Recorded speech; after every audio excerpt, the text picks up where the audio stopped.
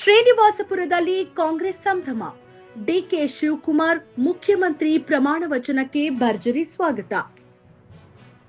ಕೋಲಾರ ಜಿಲ್ಲೆಯ ಶ್ರೀನಿವಾಸಪುರ ತಾಲೂಕಿನಲ್ಲಿ ಕಾಂಗ್ರೆಸ್ ಕಾರ್ಯಕರ್ತರು ಹಾಗೂ ಮಾಜಿ ಶಾಸಕ, ಮಾಜಿ ವಿಧಾನಸಭಾ ಸಭಾಧ್ಯಕ್ಷ ಕೆಆರ್ ರಮೇಶ್ ಕುಮಾರ್ ಅವರ ನೇತೃತ್ವದಲ್ಲಿ ರಾಜ್ಯದ 25ನೇ ಮುಖ್ಯಮಂತ್ರಿಯಾಗಿ ಡಿಕೆ ಶಿವಕುಮಾರ್ ಪ್ರಮಾಣ ವಚನ ಸ್ವೀಕರಿಸಿದ ಕ್ಷಣವನ್ನ ಅದ್ದೂರಿಯಾಗಿ ಸಂಭ್ರಮಿಸಿದರು. ಪಟ್ಟಣದ ಪಿಎಲ್ಡಿ ಬ್ಯಾಂಕ್ ಮುಂಭಾಗದಲ್ಲಿ ಬೃಹತ್ ಎಲ್ಇಡಿ ಪರದೆ ಅಳವಡಿಸಿ ನೂರಾರು ಕಾಂಗ್ರೆಸ್ ಕಾರ್ಯಕರ್ತರು ಹಾಗೂ ಅಭಿಮಾನಿಗಳು ಪ್ರಮಾಣ ವಚನ ಕಾರ್ಯಕ್ರಮವನ್ನ ನೇರ ಪ್ರಸಾರದಲ್ಲಿ ವೀಕ್ಷಿಸಿದರು. ಕಾರ್ಯಕ್ರಮಕ್ಕೆ ಆಗಮಿಸಿದ್ದ ಕಾರ್ಯಕರ್ತರು, ಅಭಿಮಾನಿಗಳು ಹಾಗೂ ಸಾರ್ವಜನಿಕರಿಗೆ ಊಟದ ವ್ಯವಸ್ಥೆ ಮಾಡಲಾಗಿದ್ದು, ಸಾವಿರಾರು ಜನರು ಪಾಲ್ಗೊಂಡು ಸಂಭ್ರಮದಲ್ಲಿ ಭಾಗಿಯಾದರು. ಪ್ರಮಾಣ ವಚನ ಸ್ವೀಕಾರ ಪೂರ್ಣಗೊಂಡ ಬಳಿಕ ತಾಲೂಕು ಕಚೇರಿ ಮುಂಭಾಗದಲ್ಲಿರುವ ಭಾರತ ರತ್ನ ಡಾಕ್ಟರ್ ಬಾಬಾ ಸಾಹೇಬ್ ಬಿಆರ್ ಅಂಬೇಡ್ಕರ್ ಅವರ ಪ್ರತಿಮೆಗೆ ಮಾಲಾರ್ಪಣೆ ಸಲ್ಲಿಸಲಾಯಿತು. ಬಳಿಕ ಶ್ರೀನಿವಾಸಪುರದ ಹೃದಯ ಭಾಗವಾದ ಇಂದಿರಾ ಭವನ ವೃತ್ತದಲ್ಲಿ ಪಟಾಕಿ ಸಿಡಿಸಿ ಸಿಹಿ ಹಂಚಿ ಕಾಂಗ್ರೆಸ್ ಕಾರ್ಯಕರ್ತರು ವಿಜಯೋತ್ಸವ ಆಚರಿಸಿದರು. ಈ ಸಂದರ್ಭದಲ್ಲಿ ಮಾತನಾಡಿದ ಕೆಆರ್ ರಮೇಶ್ ಕುಮಾರ್ ಅವರು 2023ರಲ್ಲಿ ರಾಜ್ಯದ ಜನತೆ ಕಾಂಗ್ರೆಸ್ ಪಕ್ಷಕ್ಕೆ ನೀಡಿದ ಅವಕಾಶವನ್ನ ಸ್ಮರಿಸಿದರು. ಮುಖ್ಯಮಂತ್ರಿ ಸಿದ್ದರಾಮಯ್ಯ ಹಾಗೂ ಡಿಕೆ ಶಿವಕುಮಾರ್ ಅವರ ಪರಸ್ಪರ ಸಹಕಾರ ಮತ್ತು ಪಕ್ಷದ ಶಿಸ್ತು ರಾಜಕೀಯದಲ್ಲಿ ಮಾದರಿಯಾಗಿದೆ ಎಂದು ಹೇಳಿದರು. ಕಾಂಗ್ರೆಸ್ ಪಕ್ಷವು ಎಲ್ಲಾ ಜಾತಿ, ಧರ್ಮ ಹಾಗೂ ವರ್ಗಗಳ ಜನರನ್ನ ಒಗ್ಗೂಡಿಸುವ ಶಕ್ತಿಯಾಗಿದೆ. ಪಕ್ಷದ ಕಾರ್ಯಕರ್ತರು ಒಗ್ಗಟ್ಟಿನಿಂದ ಕೆಲಸ ಮಾಡಿ ಕಾಂಗ್ರೆಸ್ ಅನ್ನ ಮತ್ತೊಮ್ಮೆ ಅಧಿಕಾರಕ್ಕೆ ತರುವ ಸಂಕಲ್ಪ ಮಾಡಬೇಕು ಎಂದು ಕರೆ ನೀಡಿದರು.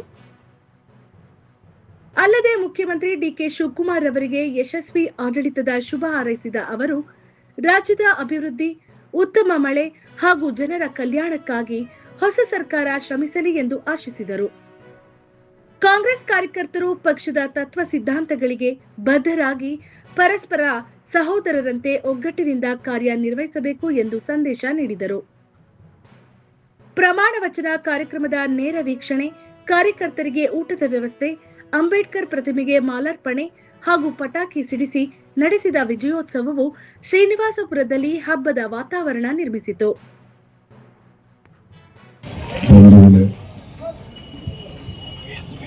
2023ರಲ್ಲಿ ಈ ರಾಜ್ಯದ ಜನ ಕಾಂಗ್ರೆಸ್ ಪಕ್ಷಕ್ಕೆ ಅವಕಾಶ ಕೊಟ್ಟರು. ಕಾಂಗ್ರೆಸ್ ವರಿಷ್ಠ ಮಂಡಳಿ ಆವತ್ತು ಸಿದ್ದರಾಮಯ್ಯ ಮುಖ್ಯಮಂತ್ರಿ ಇರಲಿ ಅಂತ ಹೇಳಿ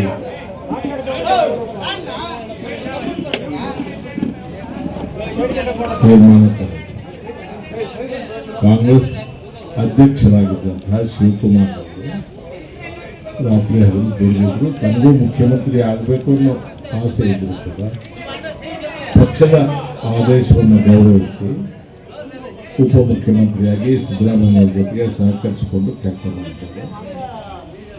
ಅಶೋಕ್ ಅವರು ಹೇಳಿದಂತೆ ಸಿದ್ದರಾಮಯ್ಯವರು ಈ 3 ವರ್ಷಗಳಲ್ಲಿ 5 ಗ್ಯಾರಂಟಿಗಳನ್ನು ಒಂದೇ ವಾರದಲ್ಲಿ ಜಾರಿಗೆ ತಂದಿದ್ದಾರೆ.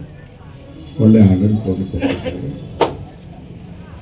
ಕಾಂಗ್ರೆಸ್ ಪಕ್ಷದ ಹೈಕಮಾಂಡ್ನವರು ಸಿದ್ದರಾಮಯ್ಯನವ್ರಿಗೆ ಕರೆಸಿ, ಏನಪ್ಪ ಶಿವಕುಮಾರ್ ಅವರು ನನ್ನ ಜೊತೆಗೆ ದುಡಿದಿದ್ದಾರಲ್ಲ, ಅವ್ರಿಗೊಂದು ಅವಕಾಶ ಕೊಡೋಣ, ನೀವು ನೋಡಿದ್ದಿರಲ್ಲ ಅಂತಂದರೆ ಎರಡನೇ ಮಾತಿಲ್ಲದೆ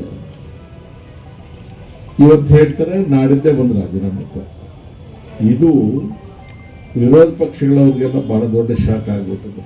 ಅವ್ರು ಅಂದ್ಕೊಂಡಿದ್ದು ನಾವು ಬೀದಿಗೆ ಬರ್ತೀವಿ, ಜಗಳ ಮಾಡ್ಕೊಡ್ತೀವಿ, ತಿರುಗಿ ಬೀಳ್ತೀವಿ, MLAಗಳೆಲ್ಲ ಇದು ಮಾಡ್ತೀವಿ. ಅವೆಲ್ಲ ಏನೂ ಆಗದೆ ಅಣ್ಣ ತಮ್ಮಂದ್ರಂತೆ ಆವತ್ತು ಸಿದ್ದರಾಮಯ್ಯನವ್ರನ್ನ ಮಾಡಿದಾಗ ಶಿವಕುಮಾರ್ ಹೇಗೆ ಸಹಕರಿಸಿದ್ರು, ಅದೇ ರೀತಿ ಇವತ್ತು ಶಿವಕುಮಾರ್ನ ಮಾಡೋದಕ್ಕೆ ಸಿದ್ದರಾಮಯ್ಯನವರು ಸಹಕರಿಸಿ ಪಕ್ಷ ಎಲ್ಲ ಒಗ್ಗಟ್ಟಾಗಿದ್ದು, ನಾವು ಕಾಂಗ್ರೆಸ್ ಕಾರ್ಯಕರ್ತರು ಯಾರಿದ್ದೀವಿ ಧೈರ್ಯವಾಗಿ ಗೌರವದಿಂದ ಬೀದಿಲಿ ಓಡಾಡೋಣ ಆಯಿತು. ಇಲ್ಲದಿದ್ದರೆ ನಮ್ಮ ಮರ್ಯಾದೆ ಹೋಗ್ತದೆ.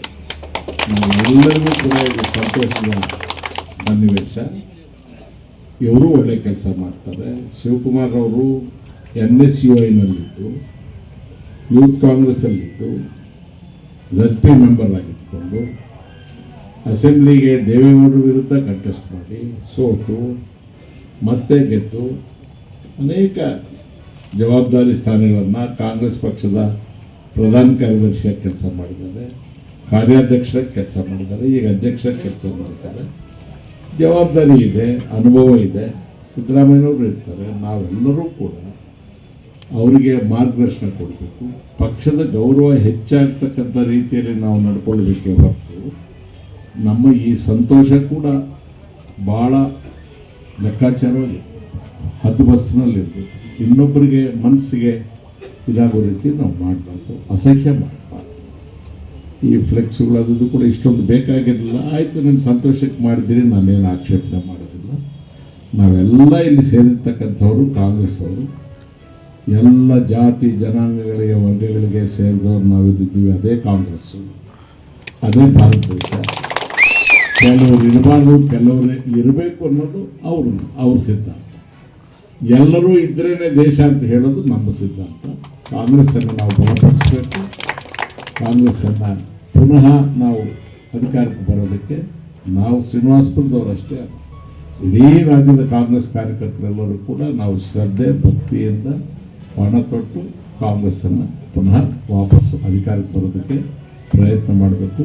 ಒಕ್ಕೊರಲಿನಿಂದ ಶಿವಕುಮಾರ್ ಅವರಿಗೆ ಈ ಅಧಿಕಾರಾವಧಿಯಲ್ಲಿ ಎಲ್ಲವೂ ಒಳ್ಳೆಯದಾಗಲಿ, ಮಾನ್ಸೂನ್ ಬೇಗ ಬರಲಿ, ಮಳೆ ಬರಲಿ, ರಾಜ್ಯದಲ್ಲಿ ತೊಂದರೆ ಇಲ್ಲದೆ ಆಗಲಿ, ಆರ್ಥಿಕ ಸಂಕಷ್ಟಗಳನ್ನು ಎದುರಿಸುವ ಶಕ್ತಿ ಬರಲಿ, ಎಲ್ಲ ಶಾಸಕರನ್ನು ಒಟ್ಟಿಗೆ ತಗೊಂಡು ಈ 2 ವರ್ಷದಲ್ಲಿ ಇನ್ನೂ ಹೆಚ್ಚು ಪ್ರಗತಿಪರವಾದಂಥ ಕೆಲಸ ಮಾಡೋ ಶಕ್ತಿ ದೇವರು ಅವ್ರಿಗೆ ಕೊಡಲಿ ಅಂತ ನಾವು ಹಾರೈಸಿ, ಸಿದ್ದರಾಮಯ್ಯನವರು ಇಷ್ಟು ದಿವಸ ಕೆಲಸ ಮಾಡಿದ್ದಾರೆ, ಅವರು ಈಗ ಮಾರ್ಗದರ್ಶಕರಾಗಿರಬೇಕು, ಪಕ್ಷಕ್ಕೆ ಅವರು ಆಶ್ರಯ ಕೊಡಬೇಕು, ಪಕ್ಷ ಅವರನ್ನು ಬೆಳೆಸಿದೆ, ಅವರು ಈಗ ಪಕ್ಷನ ಬೆಳೆಸಬೇಕು ಅಂತ ಹೇಳಿ, ಅವ್ರಿಗೆ ಒಳ್ಳೆ ಆರೋಗ್ಯ ಕೊಡಲಿ ಅಂತ ಹೇಳಿ, ನೀವು ಬಂದವ್ರಿಗೆಲ್ಲರಿಗೂ ಕೂಡ ಶುಭಾಶಯ ತಿಳಿಸಿ ಇನ್ನೇನು 2 ನಿಮಿಷದಲ್ಲಿ ಶುರುವಾಗುತ್ತೆ.